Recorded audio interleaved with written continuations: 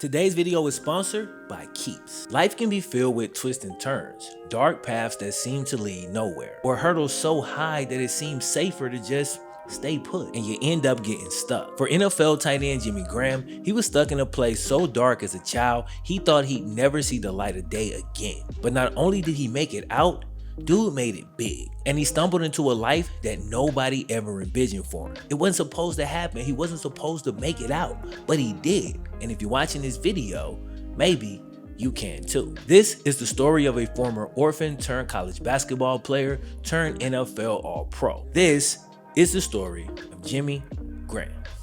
Cue the way.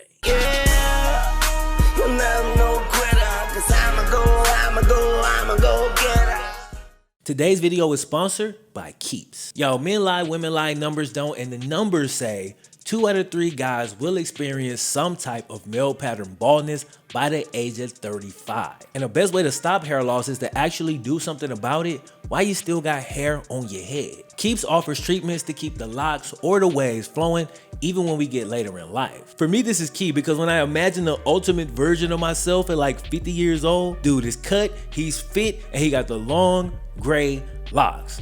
Fresh. And the best thing about it is you ain't gotta go broke just to keep your hair, dog. Keeps basically offers generic versions of the only 2 hair loss products that have ever been proven to actually work. The thing is, they offer them at a ridiculously cheap price. And real talk, they really changed the game with the way men are treated for hair loss in general. Instead of sitting in the pharmacy in line for hella long, you can just keep doing what you're doing, go about your day. They're gonna deliver it right to your house every 3 months. Again, prevention is key, and the treatments can take like 4 to 6 months to start working, so you want to get out in front of this as quickly as possible. And of course, I got the fire discount to help you get started. Now, if you're ready to take action, you want to visit keeps.com/FlemLo or just click the link in the description.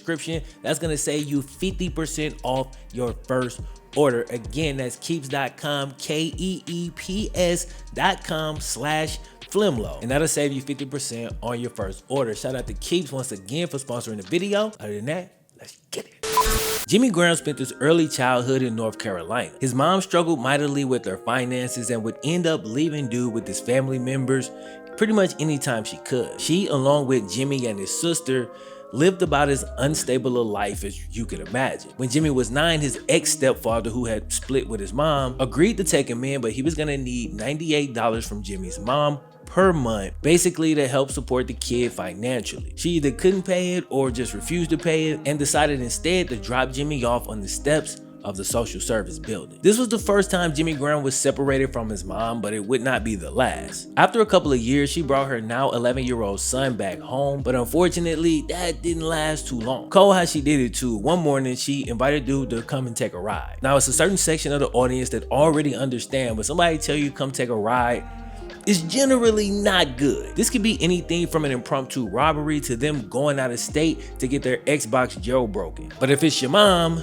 you really don't have a choice, you gotta get in the car. So they're riding along, and next thing you know, the car stops and she tells Jimmy, get out. And Jimmy's sister, who was also in the car, breaks into tears as her brother's being escorted into a group home. This was a place for orphans and troubled youth. Jimmy was neither. He was a regular kid, but he just so happened to have a troubled mom. So she signed him over to the state, and an 11-year-old Jimmy had no idea what awaited on the other side. Some of this stuff is kind of hard to imagine, but imagine 11-year-old you basically being given away to a kid prison essentially by your mom. Like, I can't imagine the pain and the fear that dude must have felt at this moment. He had absolutely no control of what was going on. He wasn't big enough to defend himself yet. And he had basically just been thrown to the wolves by the woman he loved the most in the world. That's some cold shit.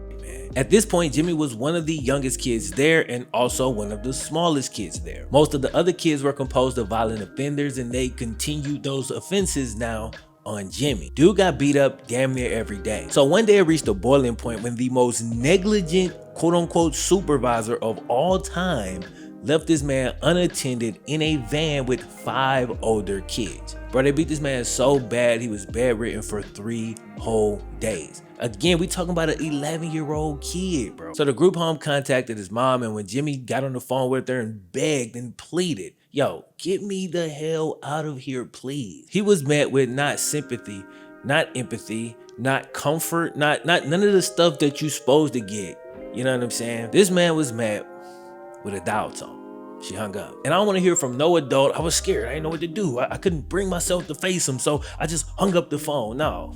That, man. That's your kid. He's 11. He's terrified. At the very least, what you could do is try to offer the man some comfort. But instead, you too emotionally unstable to even handle that, and you expecting the 11-year-old to handle it better than you can. Jimmy endured about 9 months of this treatment before his mom came to get him out. She had met a new man, and while it doesn't explicitly say this in the articles that I was able to find, I'm assuming he helped out with the finances a bit, which allowed her to be in a position to go and get Jimmy out of the group home. But of course, this came with its own set of problems, as the new boyfriend was also abusive. So when Jimmy got out of the group home, he goes back home. Now he's not getting beat up by other kids. He's getting beat up by a grown man who is dating his mother. Man, it's crazy. This story really pissing me off, to be honest. Jimmy didn't know where to turn, but he stumbled across a prayer group, and so he'd go there for refuge. These were the nicest, kindest people he'd ever met, and it gave him an environment where he can do two things: feel safe and feel hope. Hope that things would actually get better at some point. Unfortunately, his prayers were answered when a volunteer from the prayer group, Becky Vincent, took an interest in young Jimmy. She was a young nursing student who already had a daughter of her own, but thankfully she found it in her heart to adopt this man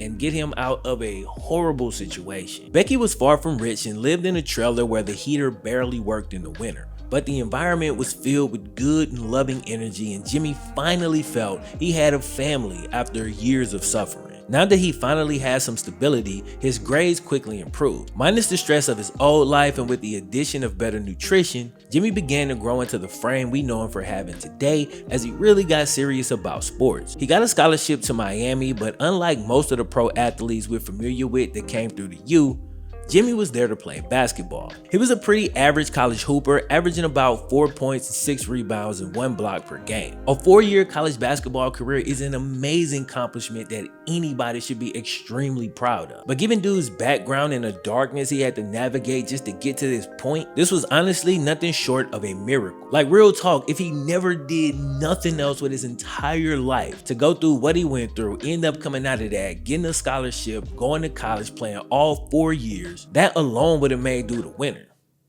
But why stop there? During his junior season, while Jimmy was still hooping, he had an encounter with Bernie Kosar, a former NFL Pro Bowl quarterback who had not only played football at the U, but won a national championship and was a Heisman finalist at the school. In an interview, Bernie said, and I quote, "We had some similar friends and I heard he was trying to get in touch with me." Yo, I read this and was like, yo, which friends are those? Like, Bernie Kosar is like 20 years older than Jimmy Graham, right? But then I said, you know what?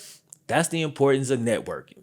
Boom. Bernie went on to say, "So one day we're hanging out in the backyard with a bunch of friends and we start playing catch. He's got as good a pair of hands as anybody I've thrown to, and I've played in AFC championship games." I can't help but imagine this as one of those moments when you over your boy house and everybody drinking and chilling, and in that moment everything just seems possible. Y'all start running off ideas, and before the night is over, everybody at the crib is convinced they're gonna start that new business within a few months. Then a couple weeks down the line, you've lost momentum, life happens, some circumstantial thing goes on, you completely lose focus, and next thing you know, you're right back where you started. But when the friend that put the battery in your back is somebody as accomplished as Bernie Kosar, his words just hold a little bit more weight, you feel me? So Bernie encouraged Jimmy to play for Miami's football team after one game of catch in the backyard. Unconventional scouting, but you can't argue with the results. So Bernie spent the next several months traveling around to different high schools and random football fields, teaching Jimmy Graham the basics of how to run routes. He told Jimmy that he would not only be a good player, but he would actually be a superstar if he just kept pushing. Jimmy probably thought he was a little bit crazy in the beginning, but as he learned more and more, his confidence began to grow, and before too long, he started to believe it too. He didn't make the jump right away. First, he graduated with a double major in marketing and management, and then he decided to take graduate classes at Miami and figured this would be the perfect time to give football a shot. 1 year, let's see what I got. One of the toughest transitions for Jimmy was simply playing in the Heat.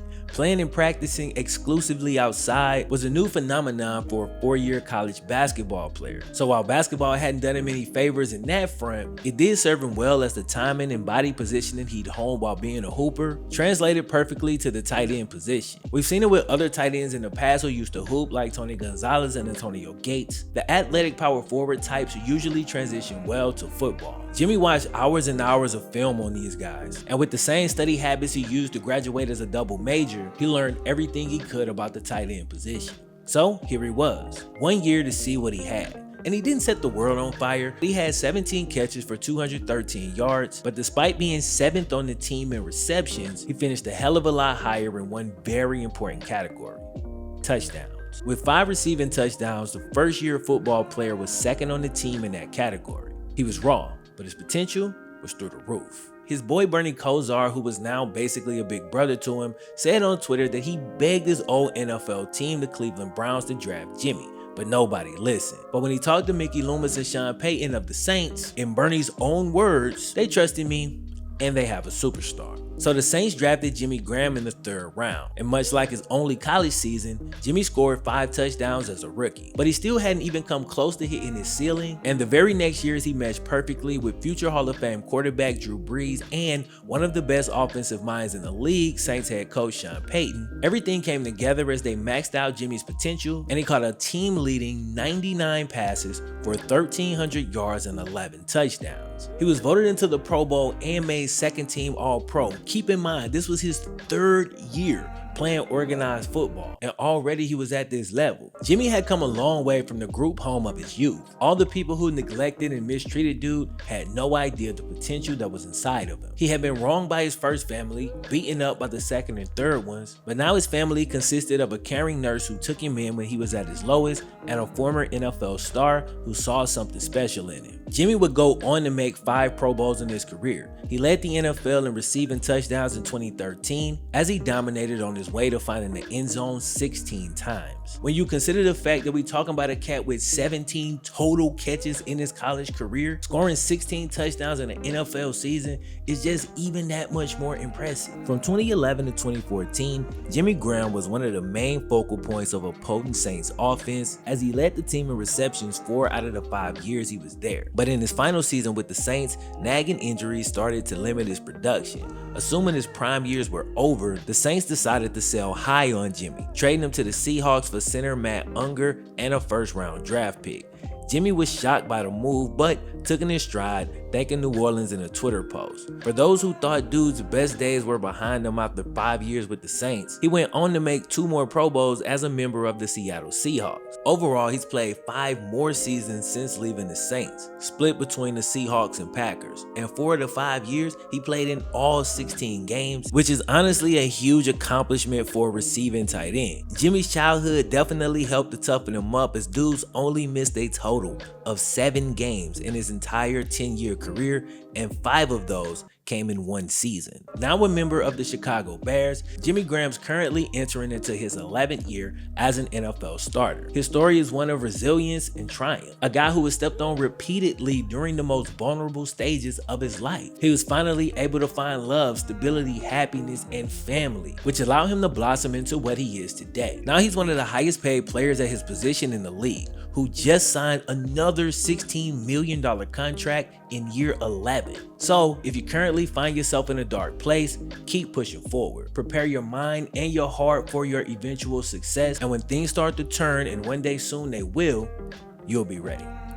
My name is FlemLo Raps. I hope y'all enjoyed the video. I'm out at you next time though.